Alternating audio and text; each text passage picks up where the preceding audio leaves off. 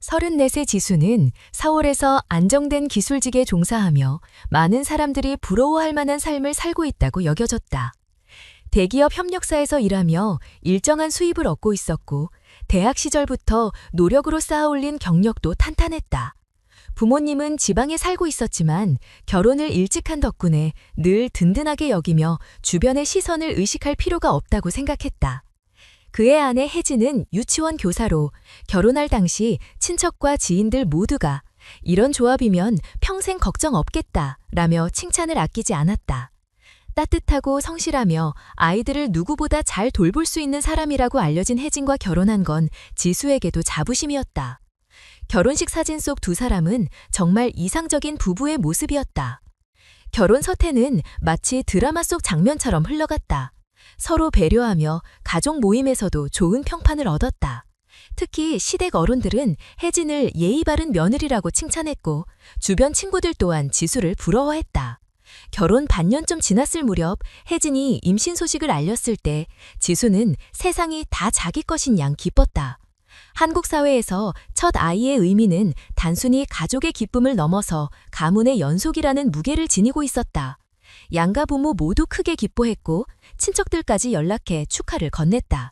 지수는 아내에게 태아 보호에 좋다는 음식들을 찾아다니며 챙겼고, 회사 동료들 앞에서도 이제 곧 아빠가 된다 라는 말에 웃음을 감추지 못했다. 하지만 임신이 진행될수록 혜진의 모습은 조금씩 달라졌다. 감정 기복이 심해지고 예민해지는 건 자연스러운 변화라 생각했기에 지수는 묵묵히 받아들였다. 임신 중 겪는 변화에 대해 인터넷 검색을 하며 스스로 위로했고, 산후에 다 괜찮아지겠지 라며 마음을 다잡았다. 다만 예전처럼 다정하게 대화를 나누거나 미래 계획을 이야기하는 시간은 줄어들었고, 부부가 함께 웃던 순간들도 서서히 사라졌다. 지수는 마음 한편이 허전했지만 아내와 아이를 생각하며 참을 수 있었다. 아이가 태어났을 때 양가 어른들은 눈물을 글썽이며 축하했다.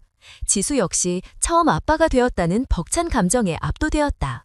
혜진은 산후조리를 하며 모든 에너지를 아기에게 쏟았다. 지수는 그 모습이 당연하다고 생각했다. 한국 사회에서 처부 엄마가 아기에 집중하는 건 지극히 일반적이었고, 주변에서도 산후라서 그렇다, 곧 괜찮아진다 라는 말을 수없이 들었다. 그래서 그는 자신의 서운함을 밖으로 꺼내지 않았다. 문제는 시간이 흘러도 변하지 않았다는 점이었다. 출산 2달 후, 3달 후, 반년이 지나도 상황은 나아지지 않았다. 혜진은 여전히 아이와만 시간을 보내며 부부 사이의 친밀감은 완전히 끊어진 듯했다. 저녁마다 아내는 아이와 함께 작은 방에서 문을 잠그고 지냈고, 지수는 혼자 넓은 방에 누워 아이 울음소리와 아내의 자장가를 들으며 밤을 보냈다. 처음에는 당연히 회복 기간이 필요하다고 믿었지만 8달이 지나도록 변하지 않자 지수의 마음은 흔들리기 시작했다. 지수는 아내가 자신을 일부러 멀리한다고 느꼈다. 가족 모임에서는 여전히 살갑게 행동했지만 집에서는 완전히 달랐다.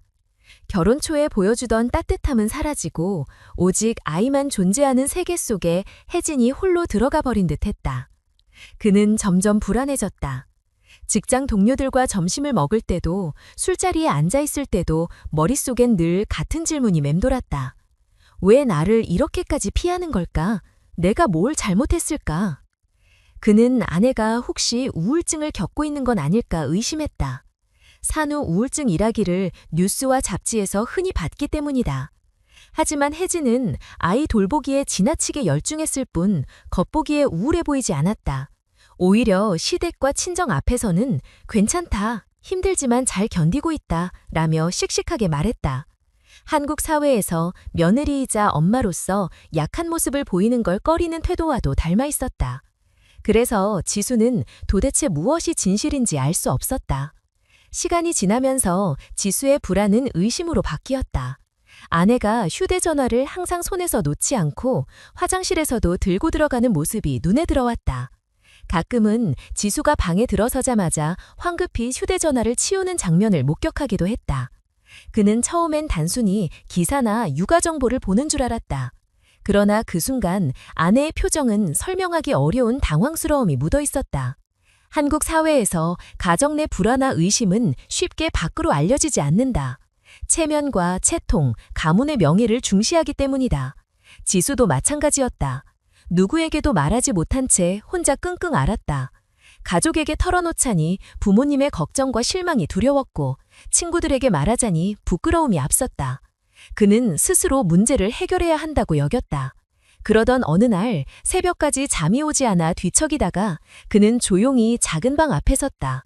아내와 아이가 함께 있는 그 방에서 웃음소리도 대화도 들리지 않았다. 오직 정적만이 흘렀다. 그때 지수는 문이 잠겨있지 않다는 사실을 알았다. 평소라면 꼭 잠겨있던 문이 열려 있었던 것이다.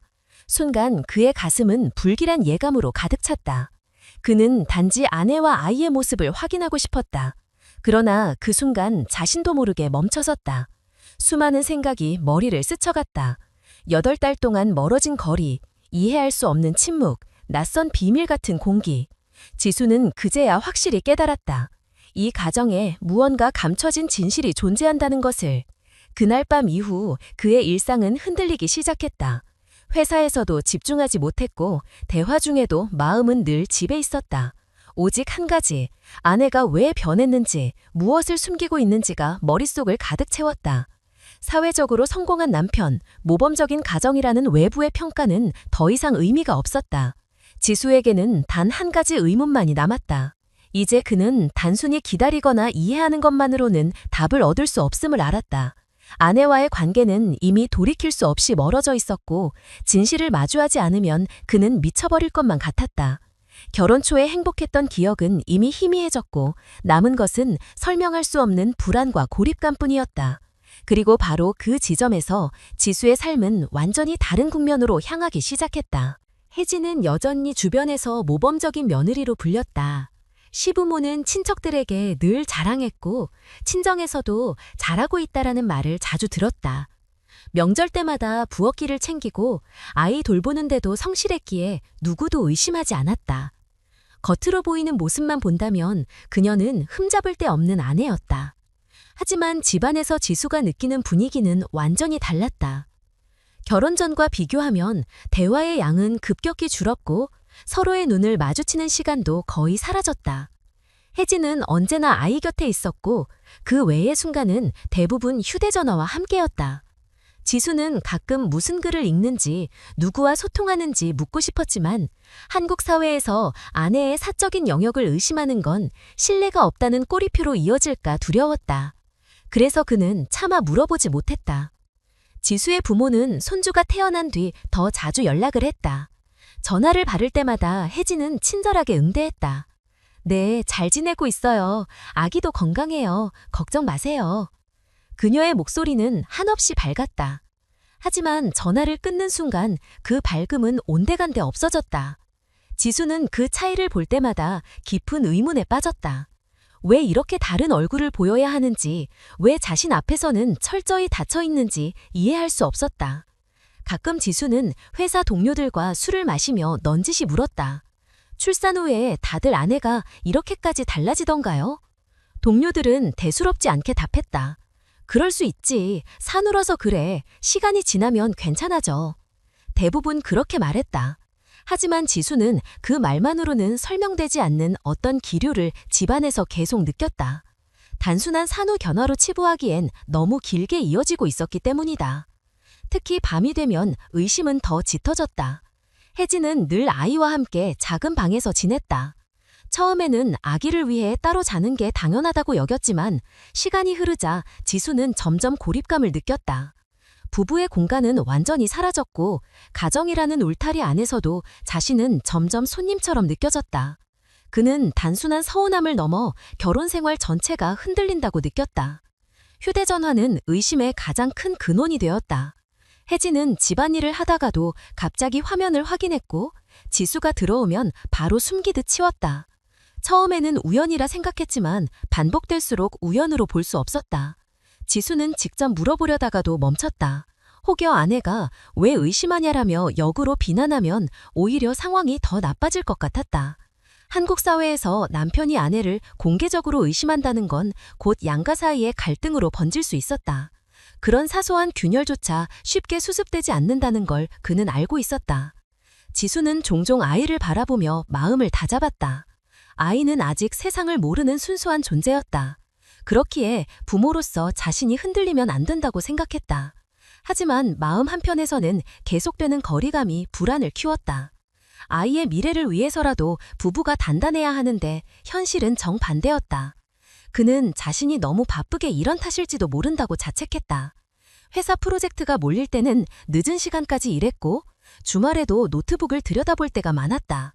혹시 그런 부분이 아내를 외롭게 만들었을까? 그러나 곰곰이 따져보면 혜진은 임신 전에도 그의 바쁜 일정을 이해해 주었고 불만을 크게 드러내지 않았다. 그렇다면 무엇이 문제인지 알 수 없었다. 어느 날 저녁, 지수는 아내가 화장실에 들어간 사이 무심코 거실에 놓인 휴대전화를 보았다. 잠금 화면에 알림이 떴는데 보낸 사람의 이름은 생소했다. 한국에서 흔히 쓰이는 이름이 아니었고 저장 방식도 단순히 H라는 이니셜 뿐이었다. 그 순간 지수의 가슴은 철렁 내려앉았다. 그는 충동적으로 휴대전화를 열어보고 싶었지만 그렇게 하는 순간 자신이 넘지 말아야 할 선을 넘는다고 생각해 결국 손을 떼었다. 그러나 그 알림 하나가 그의 마음을 더 깊은 의심 속으로 끌어내렸다. 그날 이후 지수는 아내의 한동 하나하나를 더 예민하게 지켜보았다. 퇴근 후 집에 들어가면 제일 먼저 확인하는 건 아내의 표정이었다. 그러나 혜진은 늘 평범하게 보였다. 아이에게 이유식을 먹이고 집안을 정리하고 부모님께 전화를 드리고 겉보기엔 그 어떤 문제도 없어 보였다. 하지만 지수는 안다. 그 평범함 속에 무언가 감춰져 있다는 사실을. 시간이 흐를수록 지수는 고립감을 견디기 어려워졌다. 회사 동료들은 육아와 가정 이야기를 자유롭게 나누지만 그는 단 한마디도 진심을 꺼낼 수 없었다. 한국 사회에서 남자가 가정 문제, 특히 아내와의 갈등을 이야기하는 건 체면을 깎는 일로 여겨지기 쉽다. 그는 늘 웃으며 우리도 잘 지내고 있어요 라고 대답했다. 그러나 속마음은 전혀 달랐다. 주말에 친정 부모가 찾아왔을 때도 마찬가지였다. 혜진은 밝은 미소로 부모님을 맞이했고 아이를 안겨주며 즐겁게 대화했다. 지수는 그 모습을 보며 더욱 혼란스러웠다. 왜 자신에게만 닫혀 있는 걸까? 왜 가족들 앞에서는 문제가 전혀 없는 사람처럼 행동하는 걸까? 그는 아내가 두 얼굴을 가진 것 같은 착각마저 들었다. 한국 사회에서 며느리의 이미지는 여전히 중요하다. 가정 안팎에서 흠잡히지 않아야 하고 아이를 잘 키워야 하며 남편의 부모와도 원만하게 지내야 한다. 혜진은 그런 기대에 완벽히 부응하고 있었다.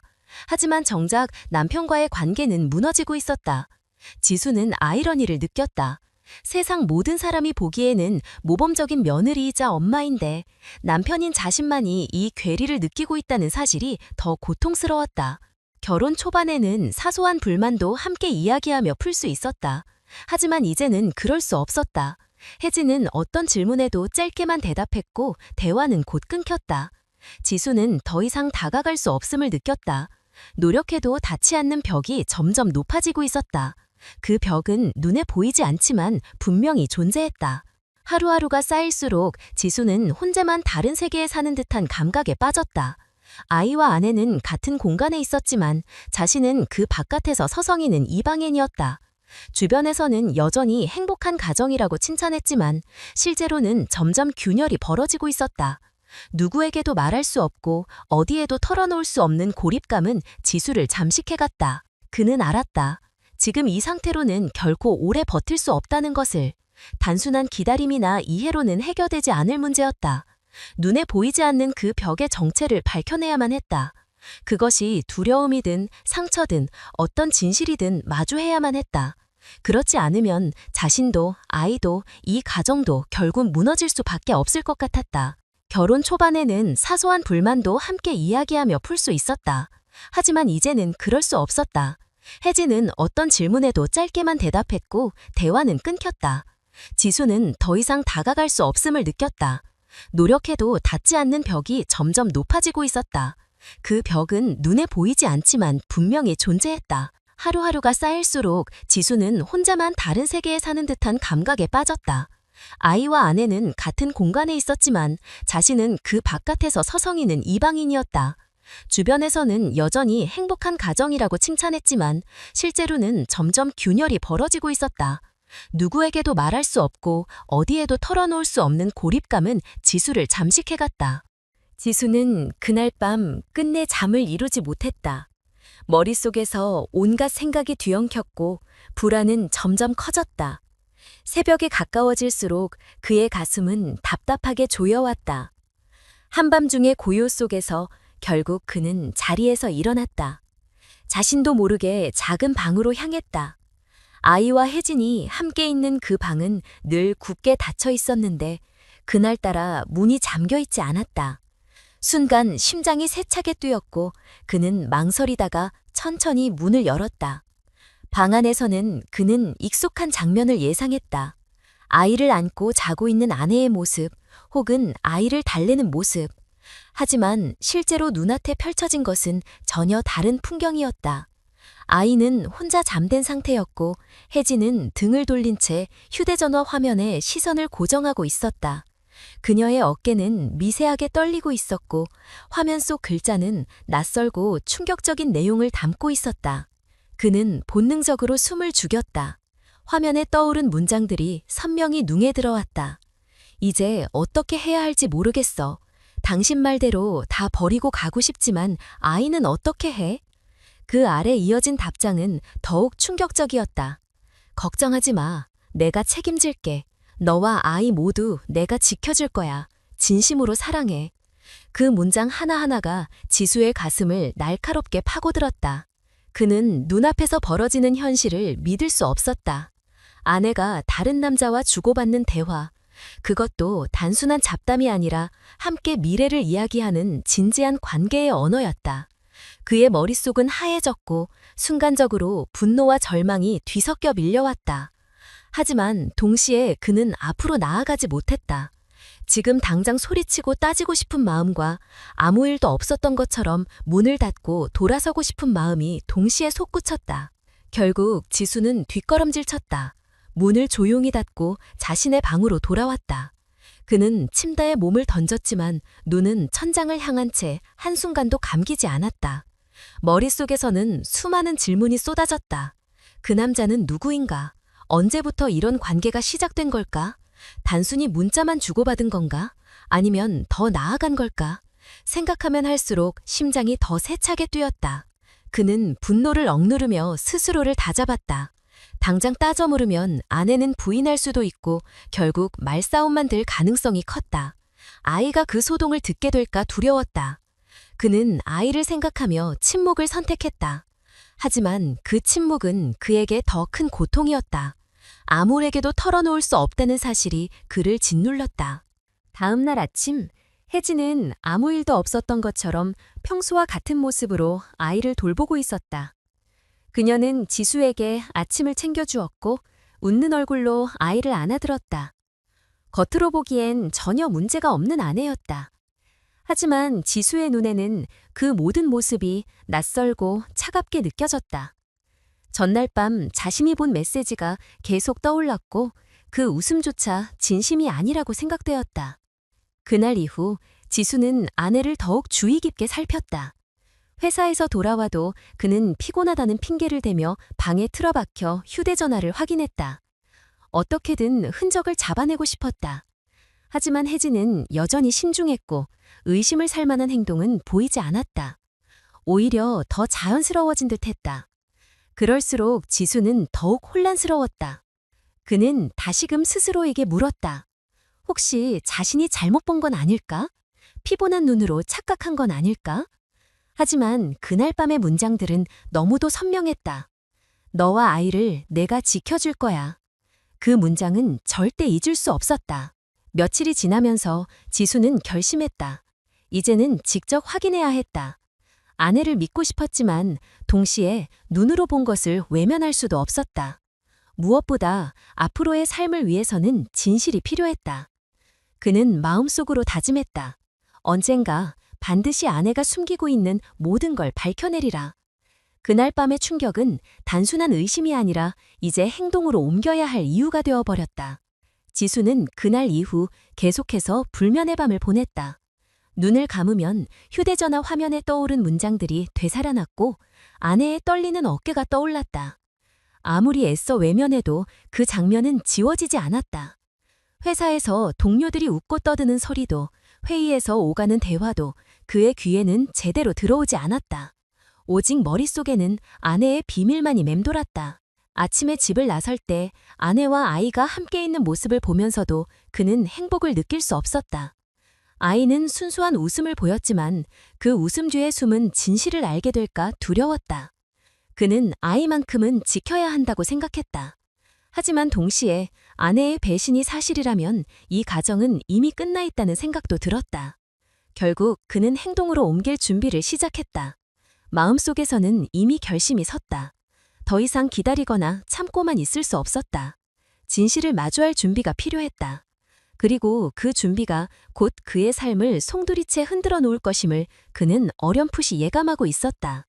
지수는 결국 결심했다. 더 이상 머릿속에서만 의심을 굴리는 건 의미가 없었다. 그가 원하는 건 확실한 증거였다.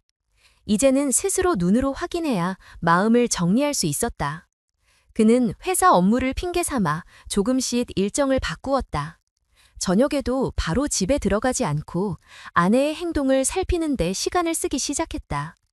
처음 며칠은 뚜렷한 움직임이 없었다. 혜진은 늘 똑같은 패턴으로 하루를 보냈다. 아기를 돌보고 집안을 정리하고 때때로 친정과 통화하며 평범한 아내이자 엄마의 모습을 유지했다. 겉보기에는 흠잡을 곳이 없었다. 하지만 지수는 알고 있었다.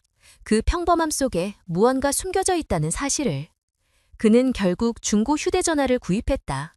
새로운 번호를 개통하고 그 휴대전화에 특정 프로그램을 설치했다. 아내의 기기와 동기화할 수 있는 기능이었다. 그는 죄책감을 느끼면서도 멈추지 않았다. 이것이 옳은 행동이 아님을 잘 알았다. 하지만 그에게는 선택지가 없었다. 이미 의심이 의심으로 끝나지 않을 상황이었다. 며칠 후 기회를 노리던 그는 아내가 샤워 중일 때 방 안으로 들어가 휴대전화를 손에 쥐었다. 비밀번호는 의외로 간단했다.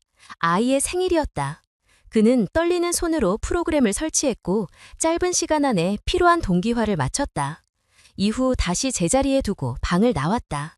아무 일도 없었던 것처럼 행동했지만 그의 심장은 여전히 빠르게 뛰고 있었다. 그날 밤 지수는 새로 마련한 휴대전화를 켰다. 동기화된 메시지들이 그의 눈앞에 쏟아졌다. 대화 목록에서 가장 눈에 띄는 이름은 단순히 현이었다. 너무도 단출한 이름.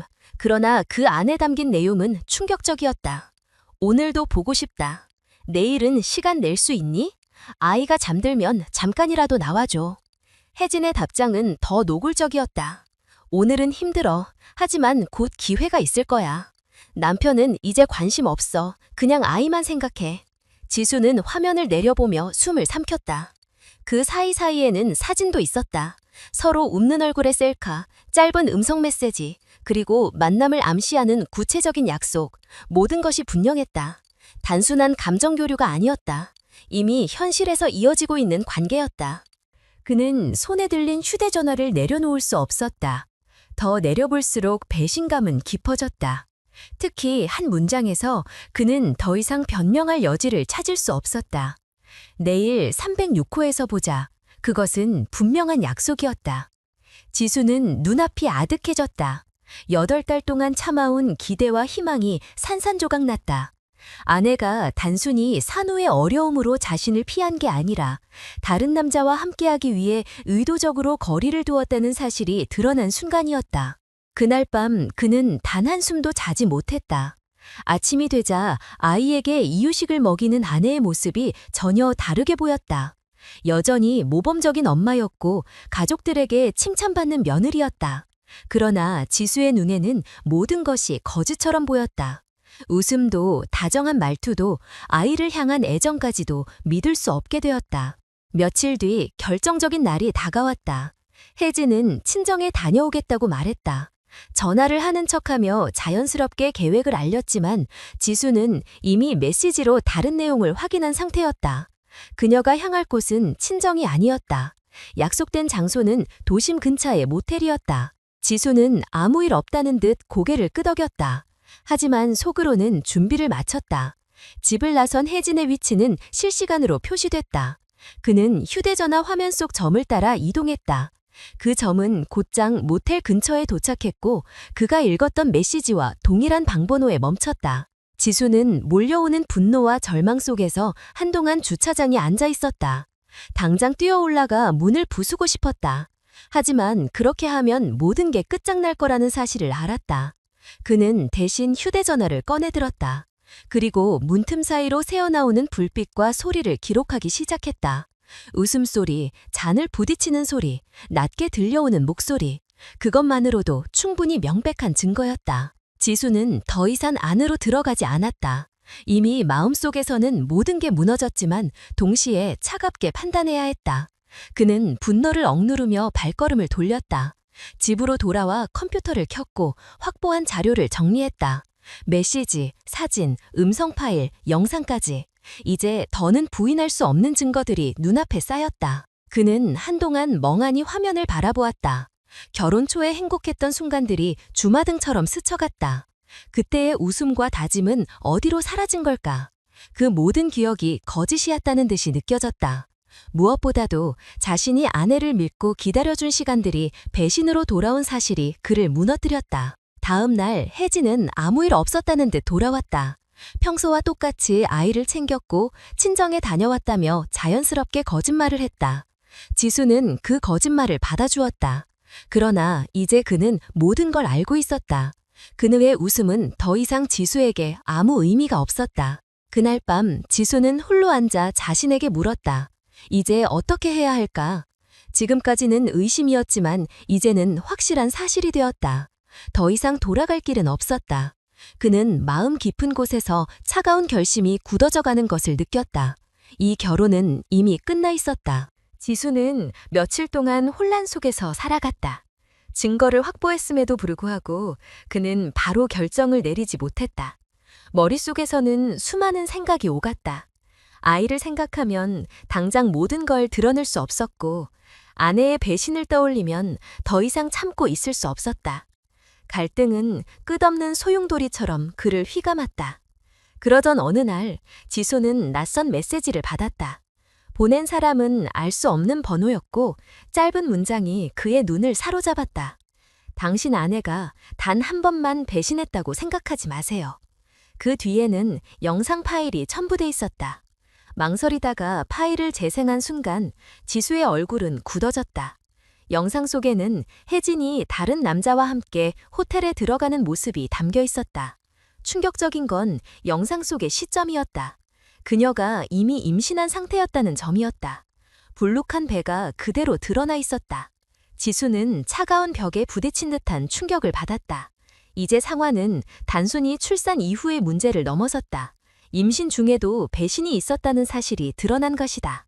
그 순간 지수의 마음속에 새로운 의문이 떠올랐다. 그렇다면 아이는 정말 내 자식일까? 이 생각은 그를 더욱 무너뜨렸다. 그는 더 이상 미룰 수 없었다.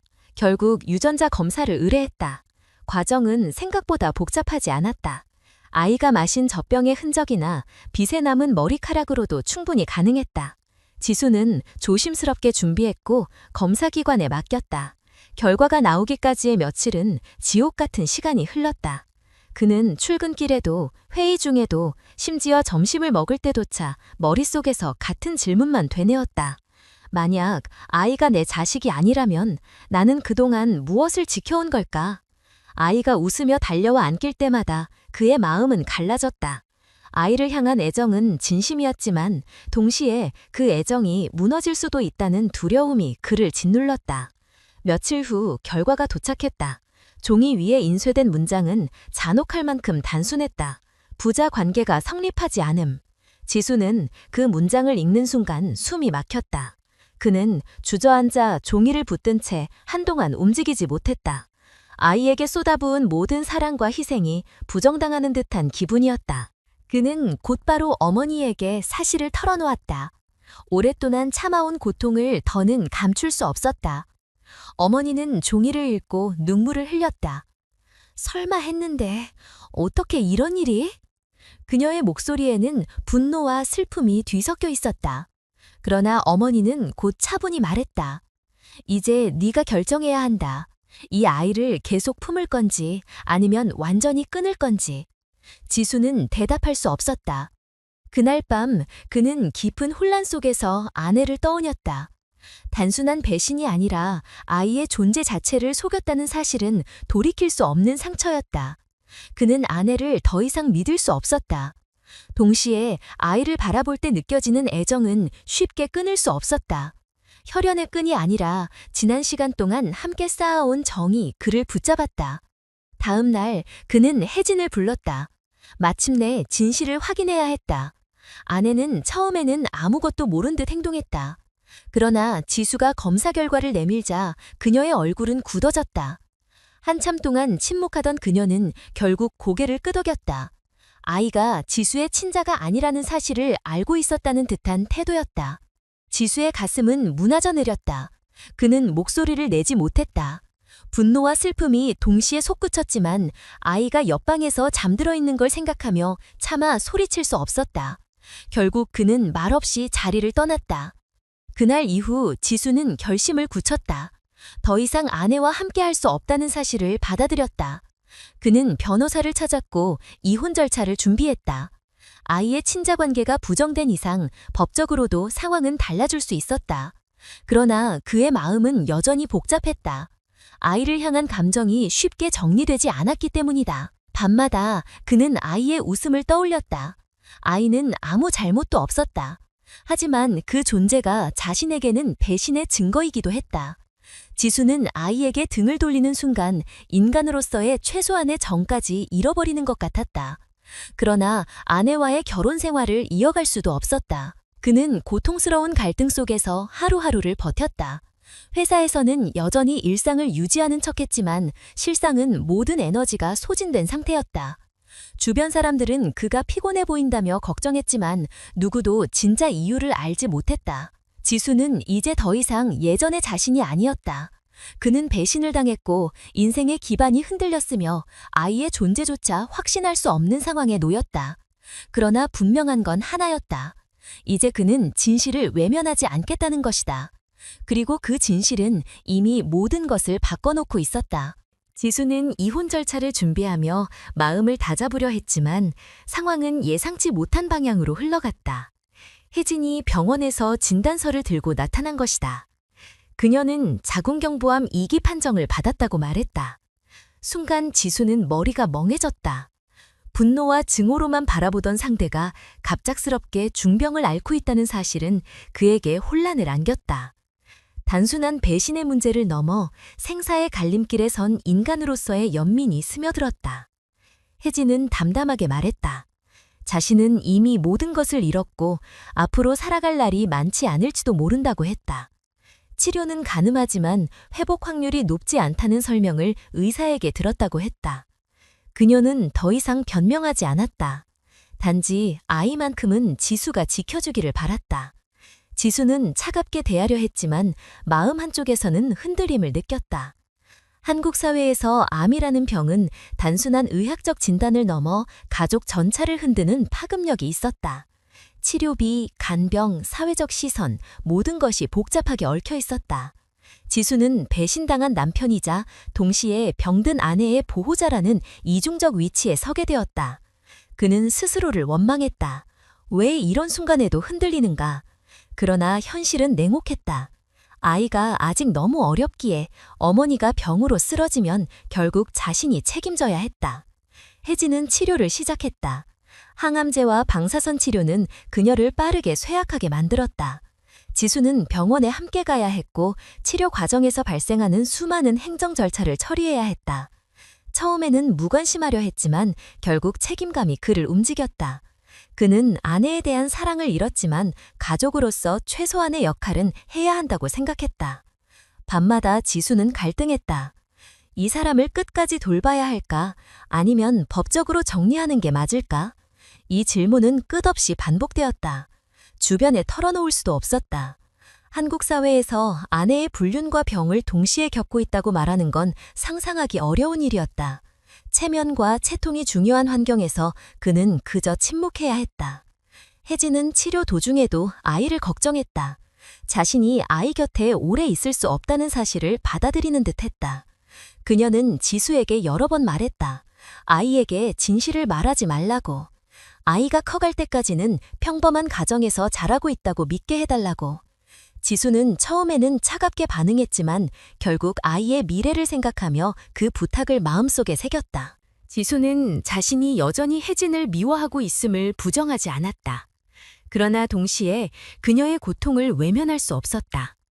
병실에서 괴로워하는 모습을 보면서 그는 증오와 연민 사이에서 끊임없이 흔들렸다. 결혼 생활에서 느낀 배신감은 지워지지 않았지만 죽음 앞에선 인간을 마주할 때는 감정이 단순해졌다. 그는 점점 현실을 인정하게 되었다.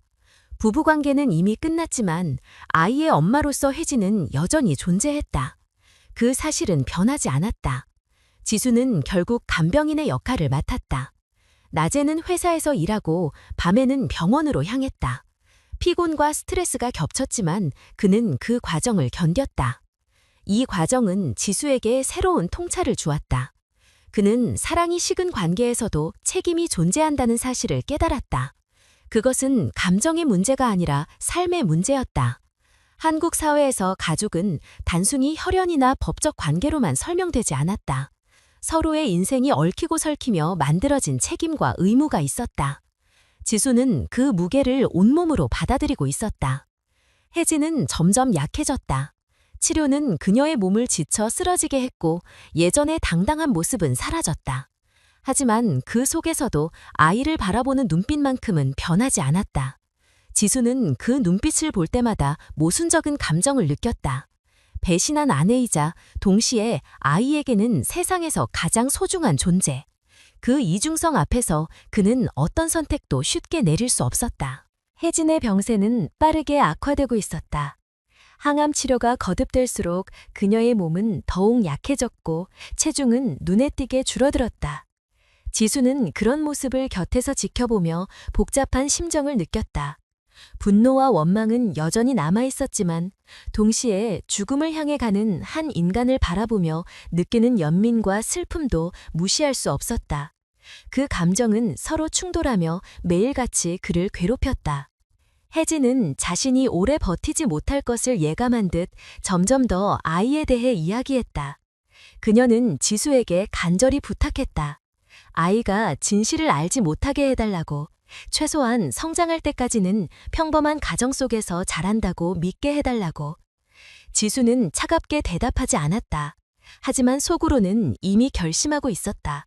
아이를 위해서라면 차라리 침묵하는 것이 맞다고. 어느 날 밤 혜진은 지수를 불렀다. 그녀는 힘겹게 말을 이어갔다. 3가지만 약속해줘.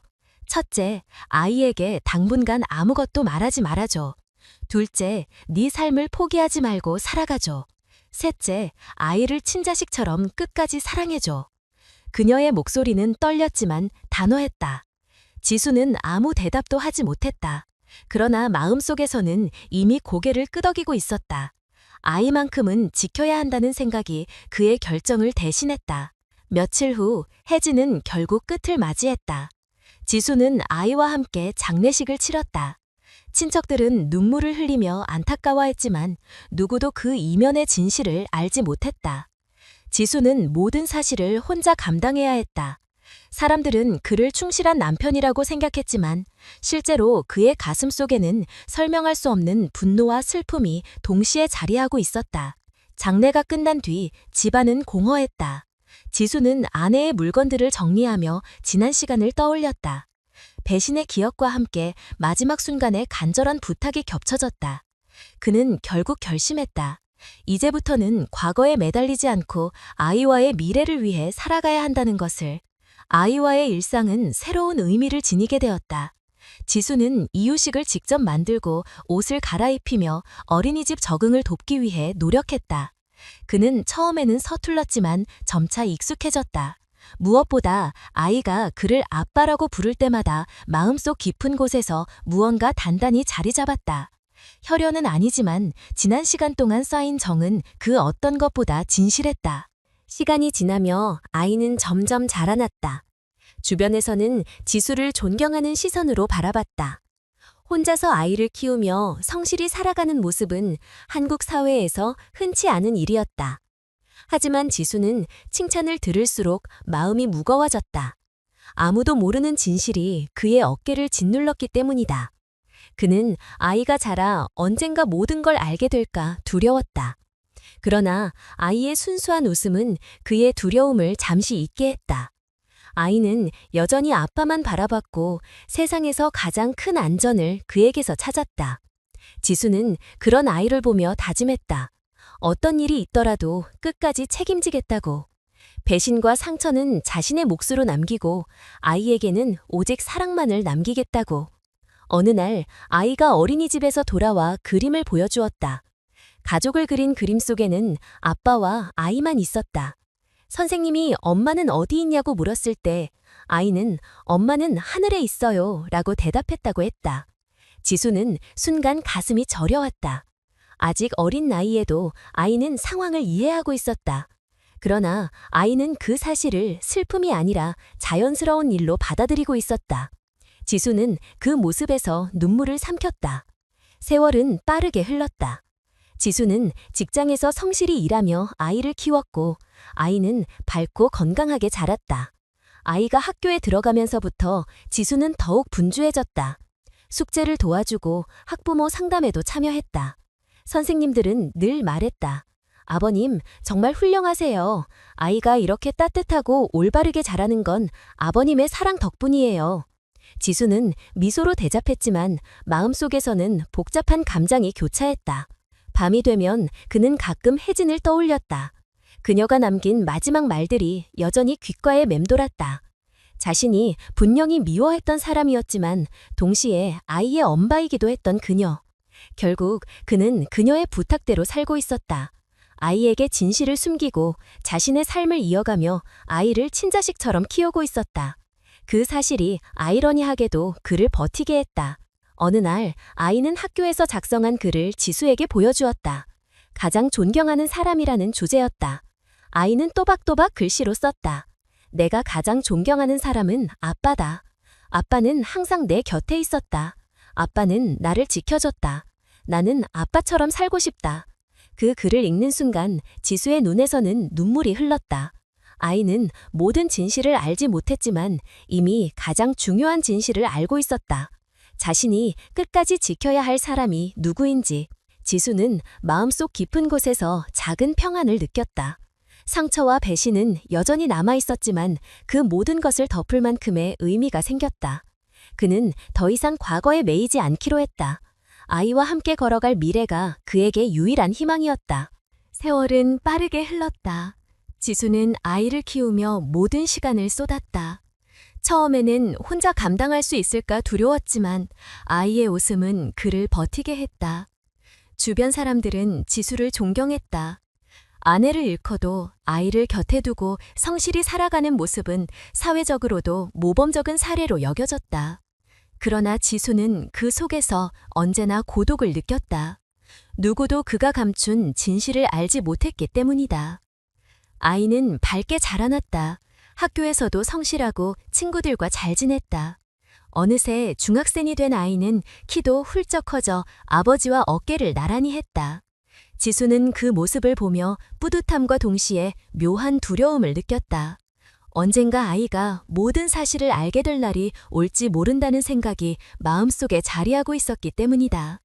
그러던 어느 날 아이가 조심스럽게 글 한 장을 내밀었다. 학교 과제였다. 주제는 가장 소중한 사람에 대해 쓰기. 그 글에는 이렇게 적혀 있었다. 내게 가장 소중한 사람은 아빠다. 아빠는 피가 이어지지 않아도 늘 내 곁에 있어 주었다. 나는 이미 알고 있었다. 하지만 그것이 중요한 게 아니었다. 나에게 아빠는 세상에서 단 한 사람뿐이다. 지수는 순간 숨이 막혔다. 아이는 이미 오래전부터 진실을 알고 있었다. 아이의 눈빛은 흔들리지 않았다. 그는 담담하게 말했다. 아빠, 나는 다 알았어. 그래도 아빠는 내 아빠야. 지수는 그 말을 듣는 순간 무너졌다. 지난 세월 동안 자신이 짊어진 고통과 비밀이 한순간에 풀리는 듯했다. 아이는 진실을 알면서도 오히려 더 단단한 마음으로 아버지를 바라보고 있었던 것이다. 그 후에도 지수는 여전히 일상 속에서 아이와 함께했다. 고등학교 입학식, 대학 진학 준비, 군 입대까지 모든 순간을 지켜봤다. 아이는 늘 감사하다는 말을 입에 달고 살았다. 지수는 아이의 성장 과정을 보며 스스로 선택이 옳았음을 확신했다. 혈연이 전부가 아니었다. 중요한 건 함께 걸어온 시간과 그 속에서 쌓인 믿음이었다. 세월이 흘러 아이는 성인이 되었다. 어느 날 지수에게 말했다. 아빠, 나는 이제 혼자가 아니야. 나도 누군가를 지키며 살고 싶어. 그 말에 지수는 눈시울이 뜨거워졌다. 자신이 지켜온 아이가 이제 또 다른 삶을 시작하려 한다는 사실이 벅차올랐다. 지수는 가끔 지난 시간을 돌아보았다. 배신과 분노, 상실과 고통이 끊임없이 그를 괴롭혔던 시간들. 그러나 동시에 그 모든 것을 이겨내며 배운 것도 있었다. 인간의 관계는 피나 조건만으로 유지되지 않는다는 사실. 그리고 진정한 사랑은 떠나지 않고 남아있는 선택 속에 존재한다는 진리였다. 주변에서는 여전히 지수를 대단하다고 칭찬했다. 하지만 그는 알고 있었다. 자신이 특별해서가 아니라 아이가 있었기에 버틸 수 있었다는 것을. 아이는 단순히 그의 삶을 이어준 존재가 아니라 그를 다시 살게 만든 이유였다. 어느 날 아이는 편지를 남겼다. 아빠, 나는 언젠가 내 아이에게도 말할 거야. 사랑은 떠나지 않는 거라고. 그리고 내 아빠가 그걸 보여주었다고. 지수는 그 편지를 읽으며 깊은 깨달음을 얻었다. 그는 오랫동안 자신을 피해자라고 생각했지만 사실 그는 선택을 통해 새로운 길을 연 사람이었다. 삶은 늘 예기치 못한 고통을 안겨준다. 그러나 그 고통을 어떻게 마주하느냐에 따라 결과는 달라진다. 지수는 배신 속에서 무너질 수도 있었지만 아이를 위해 남았다. 그리고 그 선택이 결국 자신을 구원했다. 그는 이제 더 이상 과거를 원망하지 않았다. 오히려 그 시간을 통해 자신이 어떤 사람인지 알게 되었고 진정한 가족의 의미를 배웠다. 혈연은 우연이지만 함께 남기로 한 선택은 의지였다. 그리고 그 의지가야말로 삶을 지탱하는 가장 강한 힘이었다. 지수는 오늘도 아이와 함께 밥을 먹으며 웃었다. 그는 알았다. 인생은 완벽할 수 없지만 누군가를 끝까지 지키는 마음만은 완벽해질 수 있다는 것을. 그것이 그가 얻은 마지막 진술이자 남은 삶을 살아갈 이유였다. 오늘도 끝까지 이야기를 들어주신 모든 분들께 진심으로 감사의 인사를 드립니다. 한 사람의 삶 속에서 겪어야 했던 고통과 눈물, 그리고 그 속에서도 끝내 놓지 않았던 사랑과 책임은 우리 모두에게 큰 울림을 주었습니다. 살아가다 보면 누구나 예상치 못한 상처와 배신을 마주할 수 있습니다. 그러나 중요한 것은 그 아픔에 무너지는 것이 아니라 그 속에서도 지켜야 할 가치를 선택하는 용기입니다. 혈연만이 가족을 만드는 것이 아니라 함께 남아 끝까지 책임지는 마음이 진정한 가족을 완성한다는 사실을 이 이야기는 보여주었습니다. 결국 사랑은 떠나는 것이 아니라 남는 것, 포기하지 않는 것임을 다시 한번 깨닫게 됩니다. 오늘 이야기를 통해 삶을 바라보는 시선이 조금 더 따뜻해지셨기를 바랍니다. 우리 주변에도 말하지 못한 고통을 안고 살아가는 이들이 있습니다. 그들을 향한 이해와 공감이 세상을 조금 더 나은 곳으로 만들 수 있습니다. 저희 채널을 응원해 주시려면 마음에 남은 점이나 느낀 바를 아래 댓글로 남겨주시고 좋아요 버튼을 눌러주시며 앞으로의 이야기를 함께하고 싶으시다면 구독해 주시면 큰 힘이 됩니다. 여러분의 작은 관심이 저희에게는 가장 큰 격려입니다. 다시 한번 감사드립니다.